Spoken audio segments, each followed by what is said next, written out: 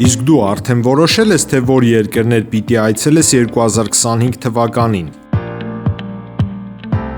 Եթե դու էլ ես հոգնել օրեր շարունակ հարցումների անպատասխան մնալուց, դիմիր Travel with N տուրիստական գործակալություն, սպասեցնել չեն տա, անմիջապես կստանաս լավագույն առաջարկները, տուրփաթեթներ, ավիատոմսեր, հյուրանոցների լայն ընտրանի, էքսկուրսիաներ, սոցփաթեթի սպասարկում եւ ամենակարևորը 24/7 ձևաչափով բարեհամբույր սպասարկում։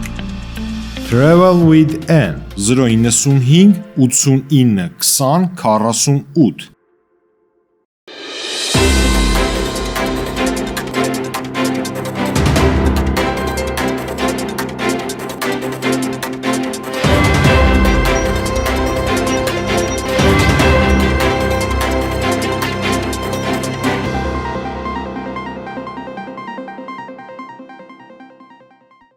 Դոնեցկի շրջանում Ուկրաինայի զինված ուժերը գերի են վերցրել երկու չինացի զինվորականի, որոնք կռվել են Ռուսաստանի կողմից, հայտարարել է Վլադիմիր Զելենսկին։ Ուկրաինայի նախագահի խոսքով Կիևը տեղեկություններ ունի, որ Չինաստանի քաղաքացիները կռվում են նաև ռուսական բանակի ստորաբաժանումներում։ Զելենսկին հավելել է, որ այժմ այդ տեղեկությունները ստուգվում են ուկրաինական հատուկ ծառայությունների և զինվորականների կողմից։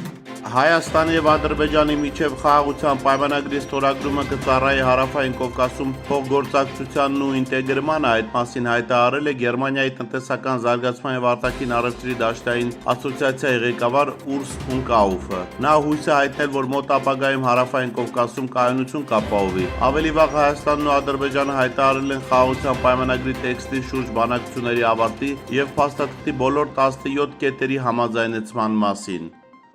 Ռուս-ամերիկյան հաջորդ բանակցությունները կանցկացվեն ԱԳՆ ներկայացուցիչների մակարդակով, հայտնել է Կրեմլի խոսնակը։ Դմիտրի Պեսկովը վստահեցրել է, որ Մոսկվան և Վաշինգտոնը զգալի ջանքեր են գործադրում հարաբերությունները կարգավորելու ուղղությամբ։ Բայդենի վարչակազմի օրոք երկկողմ շփումներին սարսափելի վնաս է հասցվել, փոխադարձ վստահությունը դեռ պետք է վերականգնվի, հավելել է պաշտոնյան։ Նշվում է, որ պատվիրակությունների հանդիպումը նախատեսված է ապրիլի 10-ին Ստամբուլում։ Ռուսաստանի փոխարտգործնախարար Անդրեյ Ռուդենկոն մեկնաբանել է Իրան-ԱՄՆ լարվածությունը, նշել հնարավոր հակամարտությունը տարածաշրջանի համար ողբերգական հետևանքների կհանգեցնի։ Մոսկվան չի ցանկանում, որ նման բան տեղի ունենա, շեշտել է պաշտոնյան, հավելել. Մոսկվան պատրաստ է անհրաժեշտության դեպքում աջակցություն ցուցաբերել Թեհրանի և Վաշինգտոնի միջև բանակցություններին։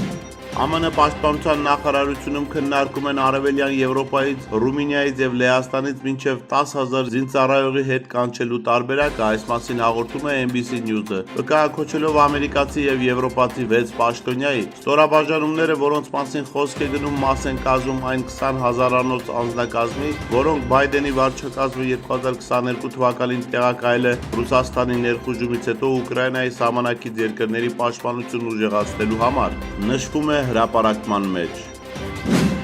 Ուկրաինայի զինված ուժերի նախկին գլխավոր հրամանատար Վալերի Զալուժինն առաջին անգամ հաստատել է Գերմանիայի Վիսբադեն քաղաքում Մեծ Բրիտանիայի աջակցությամբ ստեղծված գաղթի շտաբի առկայությունը։ Այս մասին նա նշել է իր նոր հրապարակման մեջ։ Զալուժինի խոսքով շտաբը դարձել է առանցքային հարթակ, որտեղ մշակվել են գործողություններ, անցկացվել ռազմական խաղեր, ձևավորվել են ուկրաինական բանակի համար զենքի հարցումներ։ Նա նշել է, որ արևմտյան սպառազինությունների լայնածավալ մատակարարումների մեկնարկով անհրաժեշտություն է առաջացել համակարգել նյութատեխնիկական ապահովման և պլանավորման ողջ գործընթացը։ Ուկրաինան սկսել էր ստանալ մի շարք զինատեսակներ և տեխնիկա, այս ամենը պետք էր կարգի բերել, գրում է Զալուժինը։